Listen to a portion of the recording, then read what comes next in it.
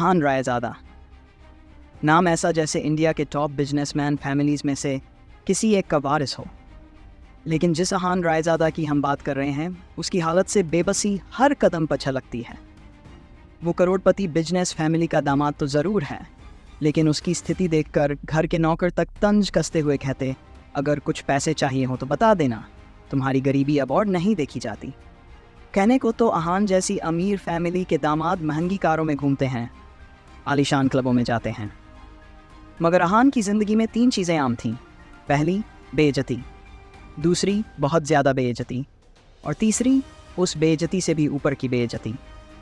कभी कभी जब वो किसी रईस को अपनी बीवी के साथ किसी महंगे होटल में खाना खिलाते हुए देखता तो दिल में टीस उठती। वो खुद से कहता, एक दिन मेरा भी वक्त आएगा जब मैं भी महंगे सूट में अपनी बीवी शनाया को किसी शानदार होटल में टशन के साथ डिनर कराऊंगा, और फिर जब वो मेरे सीने से लगकर रोमांटिक कैंडल लाइट डांस करेगी तो होटल में बैठे सारे अमीरों के सीने पर जलन की आग दौड़ जाएगी। ऐसा सोचते सोचते अहान ने तकिए को अपने सीने से कसकर लगा लिया, जैसे वो अपने सपने को सच होते महसूस कर रहा हो। नींद की हल्की खुमारी में था कि तभी अचानक मोबाइल की तेज घंटी बजी और वो चौंक कर उठ बैठा। आंखें मलते हुए अहान ने मोबाइल स्क्रीन पर देखा तो शगुन का फ़ोन था। उसे देखते ही अहान के सारे सपने हवा हो गए। शगुन उसकी बीवी शनाया की कजिन थी, जो हमेशा उसे नीचा दिखाने का मौका ढूंढती रहती थी। मोबाइल की तरफ देखते हुए अहान ने मुंह बिचकाया, फिर कुछ सोचकर फ़ोन उठा लिया। तभी दूसरी तरफ से शगुन की आवाज़ आई, क्या बात है जीजा जी, फ़ोन नहीं उठा रहे आप? अहान ने धीमे स्वर में कहा, नहीं शगुन, मैं। शगुन ने उसकी बात बीच में ही काटते हुए कहा, खैर वो सब छोड़ो, मेरा एक काम है। साहू ज्वेलर्स पर मेरा नेकलेस पड़ा है, मैंने मालिक से बात कर ली है, तुम वो लेकर मेरे घर आ जाओ। और हाँ, अहान ने बात काटते हुए कहा, शगुन मुझे बैंक जाना है। और मैं? शगुन ने तुरंत तंज कसते हुए कहा, मेरे प्यारे जीजाजी, ये बैंक जाने का तेवर किसको दिखा रहे हो? पलना तो आपको हमारे टुकड़ों पर ही है। तो ये बहाने बनाना बंद करो और 1 घंटे में मेरा नेकलेस लेकर मेरे घर पहुंच जाओ। और हाँ, ज्वेलर्स तुम्हें 33,000 रुपये भी देगा, उसमें से 1 पैसा भी कम नहीं होना चाहिए। अहान अब थोड़ा चिढ़कर बोला, देखो शगुन, पहली बात, मैंने आज तक कभी चोरी नहीं की है, और दूसरी बात, अगर तुम मुझ पर इतना शक करती हो तो ये काम किसी नौकर से क्यों नहीं करवा लेती? शगुन की तंज भरी आवाज़ फिर आई, प्यारे जीजाजी, ये बात कब समझोगे कि इस घर में तुम्हें बहस करने की इजाज़त नहीं है, इसलिए जितना कहा जा रहा है उतना करो। और हाँ, याद रखना, पैसे में से 1 रुपया भी कम नहीं होना चाहिए। 1 घंटे में नेकलेस और पैसे लेकर मेरे घर पहुंच जाना, बाय। इतना कहकर शगुन ने फ़ोन काट दिया। अहान मोबाइल को ऐसे घूर कर देखने लगा जैसे वो दुनिया की सबसे मनहूस चीज़ हो। जल्द ही अहान फ्रेश होकर बाथरूम से बाहर आया और जल्दी जल्दी अलमारी की तरफ बढ़ा। अलमारी में सिर्फ 2 पुराने जोड़ी कपड़े रखे हुए थे। उनमें से जो सबसे साफ दिखा, अहान ने वही कपड़ा पहनने के लिए चुना। तैयार होकर वो बाहर निकला और जैसे ही नज़र सामने पड़ी उसने देखा कि उसकी सास यामिनी गिल अपनी कुछ सहेलियों के साथ रम्मी पार्टी में मस्त थीं। उसी दौरान यामिनी की एक सहेली अपनी सैंडल की तरफ देखते हुए कहने लगी, देखो ना यामिनी, आज तुम्हारे यहाँ आते वक्त मेरी सैंडल की स्ट्रैप टूट गई, अब मैं घर वापस कैसे जाऊँगी? इस पर यामिनी जी ने मुस्कुराते हुए कहा, इसमें टेंशन लेने की क्या बात है, तू पार्टी एंजॉय कर, मैं किसी नौकर से बोलकर इसे सही करवा देती हूँ। वो औरत नाक भौं सिकोड़ते हुए बोली, अरे नहीं, ये सैंडल बहुत महंगी है, मैं किसी नौकर पर भरोसा नहीं कर सकती। वैसे भी मैं टूटी सैंडल दोबारा नहीं पहनती, लेकिन घर तो जाना ही है। यामिनी जी फिर मुस्कुराते हुए बोली, अरे नौकर नहीं, पर नौकर से थोड़ा ऊपर है, वो तेरा काम अच्छे से करवा देगा।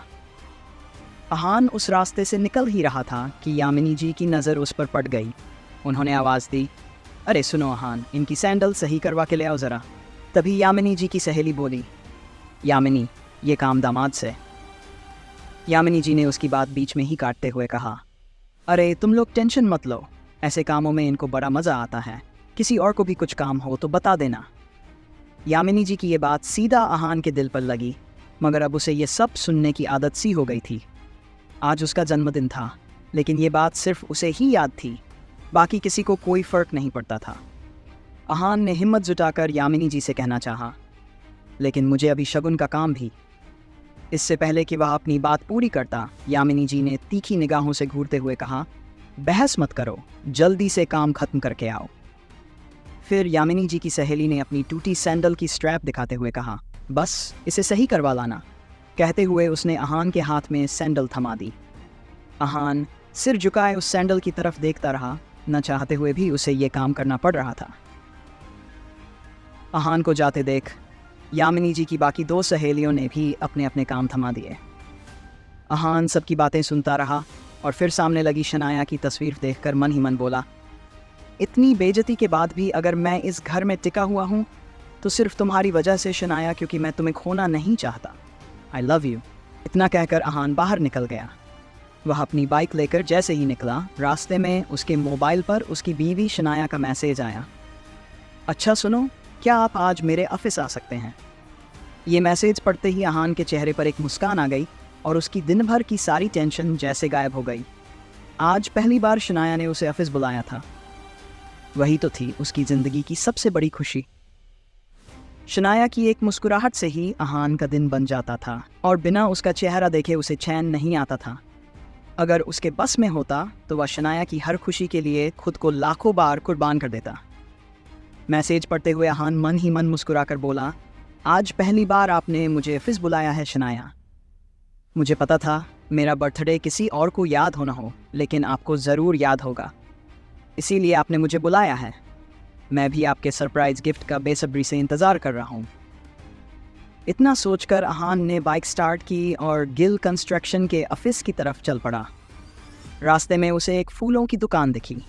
कुछ सोचकर उसने बाइक रोकी और अपना पर्स निकाला। पर्स में सिर्फ 22 रुपये का एक नोट था। उस नोट को देखते हुए अहान बुदबुदाया, ओह, 2 ही जोड़ी कपड़े हैं मेरे पास। बैंक जाने के लिए इन्हीं पैसों से नए कपड़े लेने थे, पर कोई बात नहीं, शनाया से बढ़कर कुछ भी नहीं। फिर उसने उन पैसों से शनाया के लिए एक सुंदर सा बुके खरीद लिया। जैसे ही अहान वापस मुड़ा, उसे शगुन का काम और अपनी सास यामिनी जी द्वारा दिए गए बाकी काम याद आ गए। उसने एक नज़र घूरकर उस सैंडल की तरफ देखा और हल्के से मुस्कुराते हुए बोला, माफ़ करना डियर आंटीज और सासू माँ, आपके चरणों में प्रणाम, लेकिन शनाया से बढ़कर मेरे लिए कुछ भी नहीं है, थोड़ा सा इंतज़ार कर ही लेंगे आप। इतना कहकर अहान ने वो सैंडल उठाया और पास की झाड़ियों में फेंक दिया। आज पहली बार वह गिल कंस्ट्रक्शन के ऑफिस जा रहा था, जो गिल खानदान की कंपनी थी। ये सोचकर उसका दिल खुशी से भर गया था कि आज वहाँ उसका स्वागत होगा। वह इस उम्मीद में ऑफिस के अंदर तेजी से बढ़ा ही था कि अचानक एक व्यक्ति से टकरा गया, जिसे उसके हाथ में पकड़ा बुके नीचे गिर गया। वह व्यक्ति बेहद अमीर दिख रहा था, नीले रंग का सूट पहने, आंखों पर काला चश्मा लगाए। उसका नाम देव मल्होत्रा था और वह शनाया का क्लाइंट था, जो अभी अभी शनाया के केबिन से बाहर निकला था। देव मल्होत्रा अहान पर गुस्से से चिल्लाया, यू इडियट, दिखाई नहीं देता क्या तुम्हें? पता नहीं कहाँ कहाँ से मुंह उठाकर चले आते हैं। इस ऑफिस के अंदर तुम्हारे खड़े होने की औकात भी नहीं है और टहल ऐसे रहे हो जैसे तुम्हारी खाला का घर हो। कौन हो तुम? शायद उसने अहान के पुराने बदरंग कपड़ों की वजह से उसे कोई नौकर या हाफिज बॉय समझ लिया था। मल्होत्रा ने एक नज़र नीचे गिरे बुके पर डाली और फिर उसे अपने पैरों से कुचलते हुए बाहर चला गया। अहान ने सिर झुकाकर उस बुके की तरफ देखा, जो अब पैरों तले रौंदा जा चुका था। उधर शनाया अपने केबिन के शीशे से ये सब देख रही थी। उसकी आंखों में आंसू थे और वो बस अहान को देखे जा रही थी। देव मल्होत्रा जा चुका था और तभी अहान की नज़र शनाया पर पड़ी।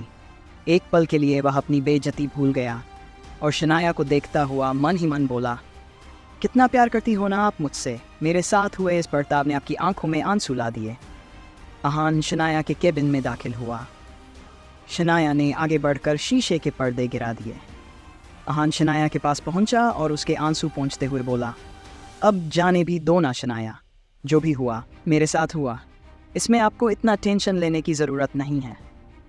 तभी शनाया चीखते हुए बोली, दूर हटिए मुझसे, आप चले क्यों नहीं जाते मेरी ज़िंदगी से?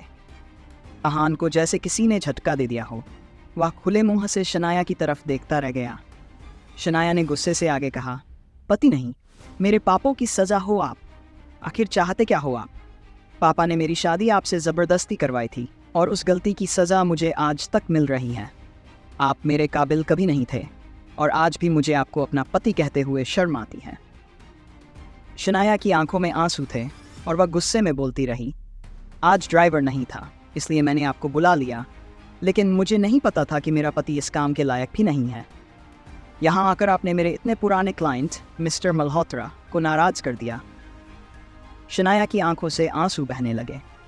वह बोली, जहाँ भी जाती हूँ आप हमेशा बेइज्जती ही लेकर आते हो, सिर्फ एक बदनुमा धब्बा बनकर रह गए हो मेरी ज़िंदगी में। अहान निशब्द टूटे दिल के साथ शनाया की बातें सुनता रहा और उसकी आंखों में केवल दर्द और बेबसी थी। इतना कहकर शनाया के बिन से बाहर निकल गई। अहान उसके पीछे दौड़ा, लेकिन तभी रास्ते में गिरे बुके पर उसकी नज़र पड़ी। शनाया ने उसे देखकर गुस्से से कहा, और ये सब क्या है? क्यों इतनी गंदगी फैला रखी है यहाँ पर? इसे डस्टबिन में डालो। ये कहते हुए शनाया ने एक नौकर को इशारा किया और खुद उस बुके को अपने पैरों से कुचलते हुए आगे बढ़ गई। मल्होत्रा अपनी कार में पहले से ही शनाया का इंतज़ार कर रहा था। अहान के सामने ही शनाया मल्होत्रा की कार में बैठी और बिजनेस के सिलसिले में वहाँ से चली गई। अहान ने एक नज़र अपनी खटारा बाइक पर डाली जो अब उसकी ज़िंदगी का हिस्सा बन चुकी थी। आंसुओं से भरी आंखों के साथ उसने खुद से कहा, कोई बात नहीं शनाया, मुझे पता है कि आप गलत नहीं हो, बस मेरे हालात गलत हैं, लेकिन मुझे यकीन है कि एक न एक दिन आप मुझे ज़रूर समझोगी। मैं आपको दुनिया की सारी खुशियाँ ला कर दूँगा, आप सिर्फ मेरी हो और इस बात का एहसास आपको ज़रूर होगा। ये कहते हुए वह बाइक पर बैठ गया। तभी उसके सामने एक बड़ी और महंगी काली लग्जरी कार आकर रुकी, जिससे एक अधेड़ उम्र का शख्स बाहर निकला। अहान उसे देखते ही चौंक गया, क्योंकि उसकी यहाँ आने की उम्मीद अहान को बिल्कुल नहीं थी। वह आदमी अहान के सामने आकर बोला, यंग मास्टर, एशिया की सबसे अमीर कंपनी और रायजादा ग्रुप का अरबों रुपए का बिजनेस साम्राज्य आपका इंतज़ार कर रहा है। वक्त आ गया है कि आप अपना बिजनेस संभालें। आखिर कौन है ये आदमी? शनाया के साथ अहान के इस बर्ताव का कारण क्या है? अहान की कहानी क्या है? जानने के लिए बने रहिए इस कहानी